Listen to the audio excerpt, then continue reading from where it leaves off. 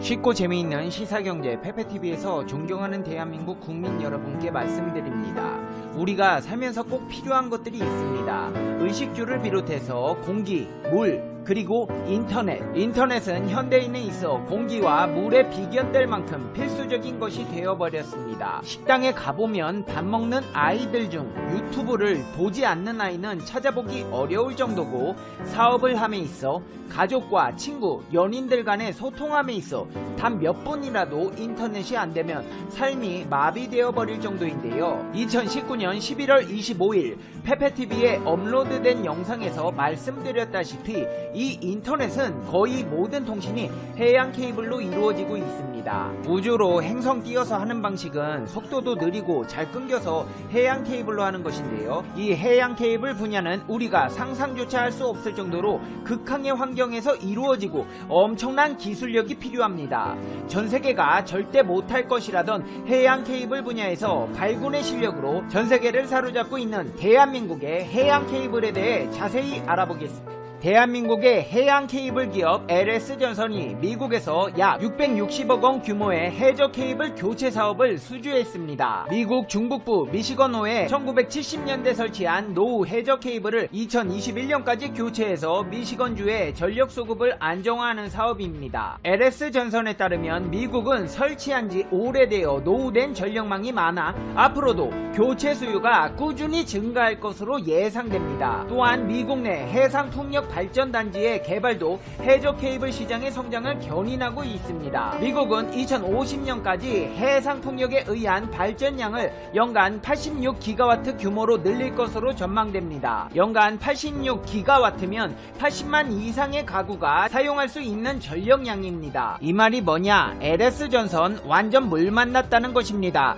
떼돈 벌 예정이라는 것입니다. LS전선이 미국 시장의 신뢰를 얻게 된 데에는 2006년 미국 초고압 케이블 시장에 처음 진출한 후 2017년 미국 첫 해상풍력단지 연계 사업을 성공적으로 수행하는 등 시장에서 신뢰를 꾸준히 쌓아왔기 때문입니다. 이뿐만이 아닙니다. LS전선은 네덜란드에서도 1300억 원 규모의 해저 케이블 공급 계약을 따냈습니다. LS전선이 유럽에 진출한 이후 최대 규모입니다. LS전선은 네덜란드 국영전력회사 테네트사와 약 1억 74만 유로 1342억 원 규모의 해저 케이블 공급 계약을 체결했다고 밝혔습니다. 네덜란드는 2019년부터 2029년 해상풍력단지 10곳을 건설해 총 11기가와트의 발전량을 확보할 계획입니다. 이는 1000만 가구 이상에 공급할 수 있는 전력량입니다. LS전선은 북쪽과 서쪽 근해에 건설되는 해상풍력단지 두 곳에 2023년까지 총 210km의 해저 케이블을 공급할 예정입니다. LS전선은 2012년 영국 해상풍력단지를 시작으로 2013년 덴마크, 2016년 벨기에 등의 15km에서 30km의 중소규모의 해저 케이블을 공급해왔습니다. 잔잔바리 계약에서 신뢰가 쌓이다 보니 이번에 1342억이라는 대박 계약을 체결한 것입니다. 앞으로 LS전선은 유럽 시장 공략을 가속화한다는 전략입니다. 특히 LS전선은 향후 5년간 유럽의 해저 케이블 시장 규모가 수조 원에 이를 것으로 기대하고 있습니다. 이번 네덜란드 해저 케이블 공급을 계기로 유럽 지역의 해저 케이블 사업 수주에 전력을 다한다는 방침입니다. 이뿐만이 아닙니다. 최근 LS전선은 바레인에서 본섬과 관광섬인 하와르섬을 연결하는 1000억 원 규모의 25km 해저 케이블 사업을 수주했습니다. 걸프만의 하와르섬은 총 면적이 울릉도의 3분의 2 정도의 군도로 천혜의 자연 환경을 가져 바레인 정부가 관광단지로 본격 개발 중인 지역입니다. 바레인은 친환경 생태계를 보존하기 위해 섬에 발전소를 짓지 않고 본섬에서 전기를 보내는 해저 전력망을 구축한다는 방침입니다. 따라서 LS전선은 사우디아라비아 알기아즈로부터 제품 공급과 전기, 설치, 공사까지 일체를 수주해 내년 9월 준공할 예정입니다. 이번 사업은 걸프 협력회의가 추진하는 친환경 프로젝트 중 하나로 유럽과 일본 등의 전선업체들의 치열한 수주 경쟁이 이루어졌습니다. 해저 케이블은 전선의 꽃으로 불립니다. 그러나 이 꽃은 아무나 만들지 못합니다. 전세계 7조 원에 달하는 해저 케이블 시장은 프랑스와 이탈리아, 일본, 한국 등 4개국 업체가 빅4를 형성하고 있습니다. 한국은 뒤늦게 2008년 뒤늦게 시장에 뛰어들었지만 내놓으라는 경쟁자들을 제치고 유럽과 미국 등 세계 곳곳에서 사업을 수주했습니다. 그렇다면 한국은 어떻게 유럽 업체들의 100년 해저 케이블 역사를 단 10년 만에 따라잡은 것일까요? 다른 분야와 마찬가지로 한국인들이 하니까 당연히 일도 야무지게 잘하겠죠. 좀 더 구체적으로 들여다보면 LS전선은 생산 공정부터 자체 개발에 들어간 데 이어 현재는 유럽의 세계 최고 경쟁사들과 어깨를 나란히 하는 기술력까지 갖추었다는 평가를 받고 있습니다. 전문가들은 강력한 내구성을 갖춘 제품 생산에 집중한 덕분이라고 분석합니다. 해저 케이블은 한번 설치하면 최소 30년 이상 사용해야 합니다. 이 사용 연한을 충족시키는 업체는 전 세계에서 몇 손가락에 꼽을 정도입니다. 한국은 이 내구성에 누구보다 집중했습니다. 100km 이상 장거리 생산 능력을 키운 것도 한국의 빠른 성장 비결입니다. 5G 인프라 구축 같은 국가 간 통신망 연결은 100km가 넘는 해저 케이블을 생산, 설치할 수 있어야 합니다. LS전선은 이 부분을 누구보다 열심히 했습니다. 10km짜리 단거리 해저 케이블로는 유럽 업체와의 경쟁에서 이길 수 없고 중국 업체에게 쉽게 따라잡힌다는 선제적 판단 때문입니다.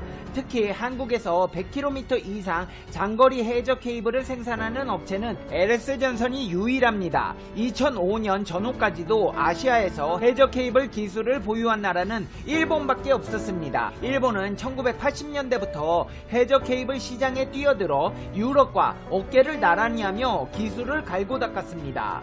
그러나 2000년대 초반까지 세계 해저 케이블 시장 규모는 미미해 일본은 사실상 사업 철수 수순을 밟습니다. 이 시기 해저 케이블 수요는 주로 유럽에서 발생했는데 지리상 일본은 유럽과 너무 멀어 높은 운송비 탓에 유럽 업체들과의 경쟁이 힘들기 때문입니다. 이러한 이유로 일본 해저 케이블 사업은 20년 넘게 큰 투자 없이 내수 중심으로 명맥만 유지하는 모습이었습니다.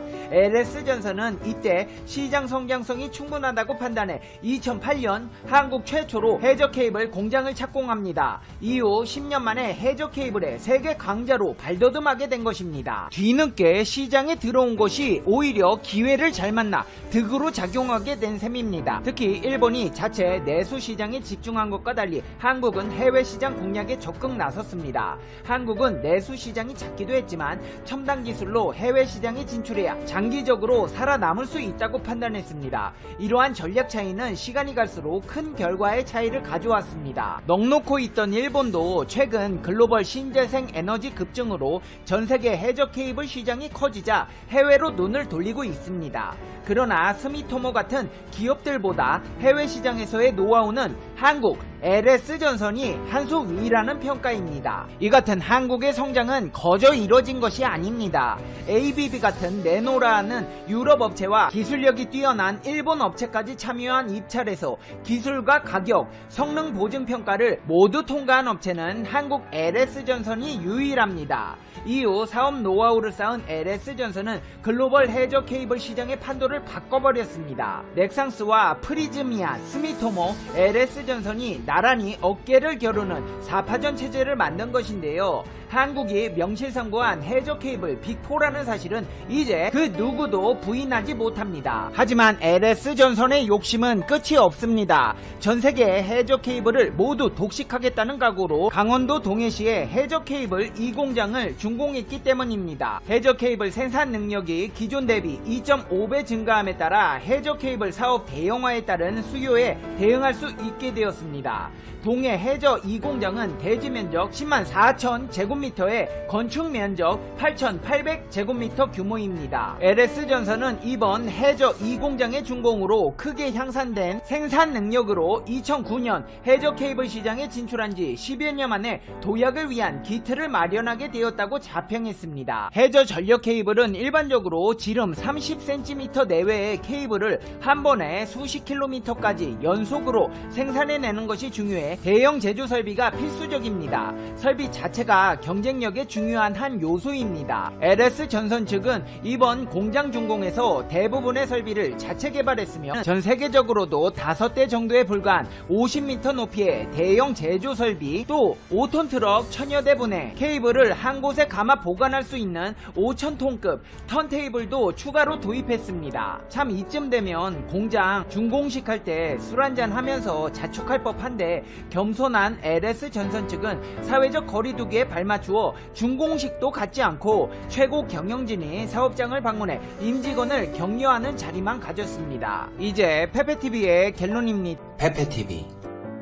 여러분, 진짜 우리나라 기업 짱이죠. 일본 스미토모인지 유럽 넥상스인지 싹 다 끌어내리면서 올라가는 거 한번 보세요.